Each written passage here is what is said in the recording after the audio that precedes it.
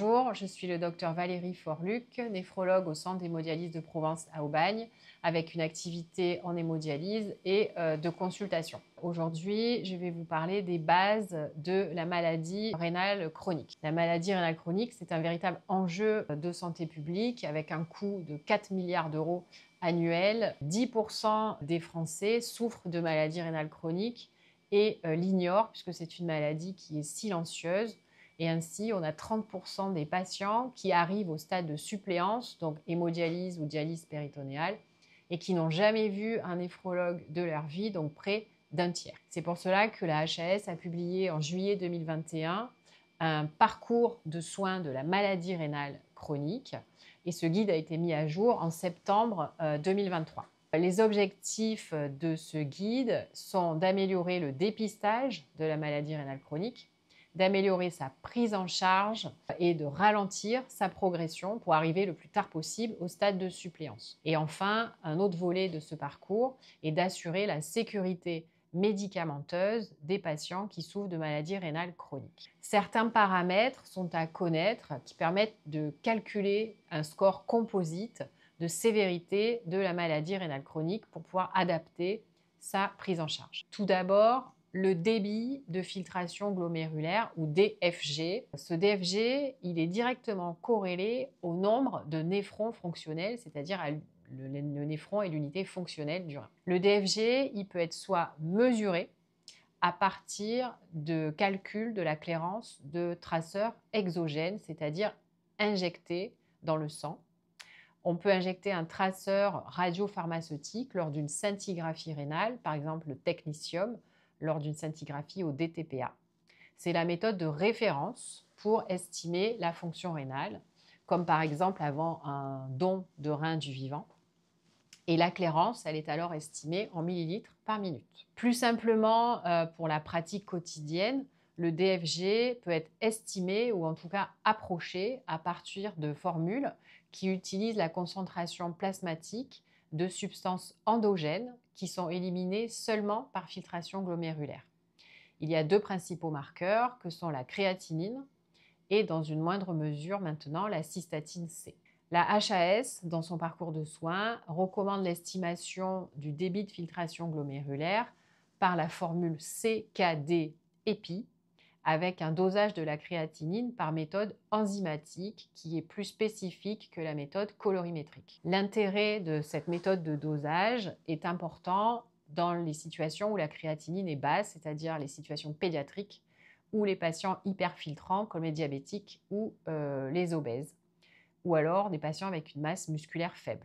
Le DFG avec la créatininémie et la formule CKD-EPI est estimé en millilitres minute 1,73 m². Le problème de la créatinine, c'est qu'elle est issue du métabolisme musculaire, c'est donc un marqueur imparfait de la fonction rénale, car son augmentation traduit une baisse de la filtration glomérulaire, mais aussi une activité ou une masse musculaire importante.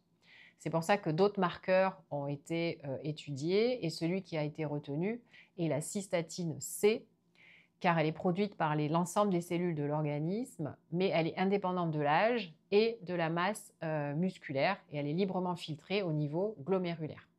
Il faut faire attention toutefois aux situations de dysthyroïdie, hyper ou hypothyroïdie qui peuvent influencer son dosage. La cystatinémie, elle est employée soit de façon isolée, soit avec des formules associées à la créatinine. Et la Société française de néphrologie et transplantation, la SFNDT, propose sur son site gratuitement des calculateurs aux praticiens où il faut intégrer l'âge, le sexe, l'ethnie, la créatinine et la cystatine. Le niveau de DFG permet de classer la maladie rénale chronique en 5 stades et au DFG, il faut associer un autre marqueur important qui est le niveau d'albuminurie qui est estimé par le RAC, ratio albumine sur créatinine, qui est exprimé en milligrammes par millimol de créatinine ou en milligrammes par gramme de créatinine. Il est mesuré sur un échantillon urinaire, idéalement sur les premières urines du matin. Il n'est pas utile de faire ce dosage sur les urines de 24 heures car le recueil des urines sur 24 heures est beaucoup trop aléatoire. L'albuminurie est un marqueur précoce d'atteinte rénale et beaucoup plus sensible que la protéinurie pour détecter la maladie rénale chronique à un stade précoce. C'est aussi un marqueur pronostique qui est évalué pour estimer l'évolution de la maladie rénale chronique. Un tableau à double entrée, DFG-RAC, permet d'identifier les patients à risque pour les orienter vers le néphrologue. L'orientation est nécessaire à partir du stade 3B d'insuffisance rénale, c'est-à-dire un DFG inférieur à 45 ml par minute, 1,73 m², et ou si le RAC est supérieur à 300 mg par gramme de créatinine ou 30 mg par millimol. Ce tableau a été publié dans le guide du parcours HAS de 2023. Donc on voit par exemple que si un patient a une fonction rénale strictement normale, mais un taux d'albumine supérieur à 30 mg par millimol, eh bien, il faut l'adresser au néphrologue. Ce tableau utilise un code couleur de vert à rouge en fonction de la gravité de la maladie rénale chronique. Et il précise aussi quand il faut traiter la maladie rénale chronique, mais aussi quand il faut adresser au néphrologue. Un point important est aussi le calcul du risque rénal, mais il est encore peu utilisé. Il est estimé avec le calcul du score KFRE, Kidney Failure Risk Equation, avec des sites dédiés. Et il détermine le pronostic d'évolution vers la maladie rénale terminale, c'est-à-dire le traitement de suppléance en fonction de l'âge, du sexe, du DFG et du RAC. C'est un outil pour l'adressage des patients au néphrologue. Si le KFRE est inférieur à 5% à 5 ans, c'est-à-dire 5% de chances de se retrouver en dialyse à 5 ans, le médecin traitant assure le suivi. Si le KFRE est supérieur à 5% à 5 ans, le suivi spécialisé est indiqué. Si le KFRE est supérieur à 15%, le patient doit être envoyé en urgence au néphrologue. Des calculateurs gratuits en ligne sont aussi à la disposition des praticiens. La HAS a également publié dans son parcours le déclin physiologique annuel de la fonction rénale. Après 40 ans, le déclin physiologique est inférieur à 1 ml/min, 1,73 m². Le déclin est défini comme modéré entre 1 et 5 ml/min, 1,73 m² et par an. Et le déclin est rapide ou sévère s'il est supérieur à 5 ml, 1,73 m² par an. Pour le néphrologue, le pharmacien est une aide précieuse dans le dépistage des patients à risque de maladies rénales chroniques comme les diabétiques, les obèses ou les hypertendus, auxquels il peut proposer un dépistage simple par une bandelette urinaire à la recherche d'albumine ou par la prise de tension artérielle, pour les orienter rapidement vers leur médecin traitant qui fera le bilan de débrouillage et l'adressera au néphrologue. Après le dépistage, l'estimation et la stratification de la maladie rénale chronique, le troisième point du parcours MRC de la HAS était la sécurité médicamenteuse des patients souffrant de MRC. Des outils sont à disposition des praticiens tels le GPR, qui est un site internet qui met à disposition des outils digitaux pour optimiser le bon usage clinique des médicaments. Depuis 2023, le GPR est inclus dans la plateforme Vidal gratuitement pour les praticiens. Il permet l'adaptation thérapeutique des patients qui souffrent de maladies rénales chroniques, donc en fonction du DFG, mais aussi les patients au stade de suppléance, et une vidéo dédiée lui sera consacrée.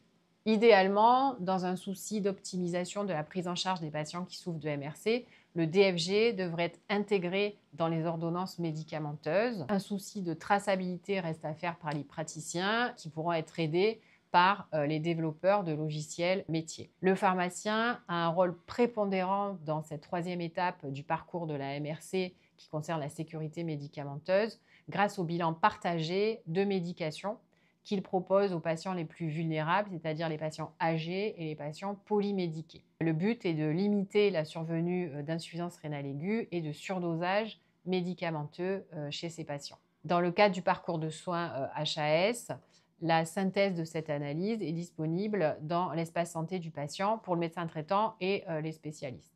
De même, en cas d'impossibilité de joindre le médecin traitant ou le médecin prescripteur, le rôle du pharmacien est primordial dans la sécurité médicamenteuse des patients MRC s'il met en évidence une dangerosité potentielle. Et enfin, le pharmacien, c'est un recours de proximité pour le patient, mais aussi pour ses aidants. Et il peut faire rapidement le lien avec les médecins prescripteurs en cas de doute sur une prescription ou sur un événement indésirable chez ces patients fragiles que sont les patients souffrant de maladies rénales chroniques. Donc pour le néphrologue, par son action de dépistage et de prévention, le pharmacien est un pivot central du parcours de soins de la maladie rénale chronique.